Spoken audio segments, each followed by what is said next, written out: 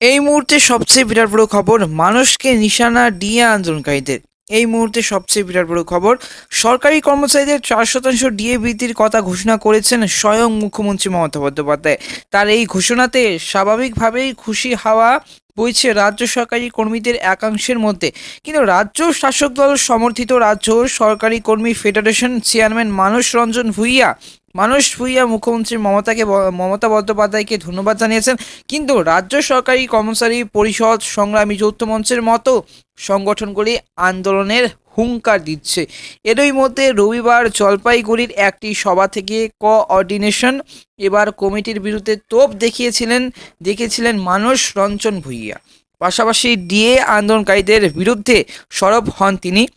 এদিন পাল্টা সরব হয়েছে কোঅর্ডিনেশন কমিটি এবং সংগ্রামী যৌথ মঞ্চ। রাজ্য কোঅর্ডিনেশন কমিটির তরফে একটি বিবৃতিতে বলা হয়েছে যে মানস রঞ্জনের যাবতীয় মন্তব্য ভিত্তিহীন এবং প্রতিহিংসাপরায়ণ। অন্যদিকে সংগ্রামী যৌথ মঞ্চের আহ্বায়ক ভাস্কর ঘোষ বলেন যে মমতা বন্দ্যোপাধ্যায় হিসাব ধরতে গেলে বকেয়া 42 এবং 82% হয়ে যাবে। এই যে 125%-এর মধ্যে 82% ডিএ, বাকি কিন্তু 19% ডিএ কিন্তু পাবেন তারা। মোটের উপর মানস রঞ্জন ভূঁইয়ার যে মন্তব্যের পাল্টা সুর চড়িয়েছে তারাও। মানস ভূঁইয়া বলেছেন, কেন্দ্রে রাজ্যের বহু টাকা আটকে রেখেছে। ডিএ ঐচ্ছিক বিষয়, বাধ্যতামূলক নয়।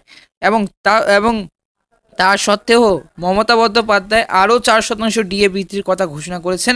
এবার অন্তত সংগ্রামীরা সরকারের পাশে দাঁড়াবে। সংগ্রামী যৌথ মঞ্চ এই 4% ডিএ ভিক্ষে দেওয়া হয়েছে বলে দাবি করে। এবার উল্লেখযোগ্য, সুপ্রিম কোর্টে আগামী বছর ডিএ মামলার শুনানি হতে পারে বলে প্রাথমিকভাবে জানা যাচ্ছে।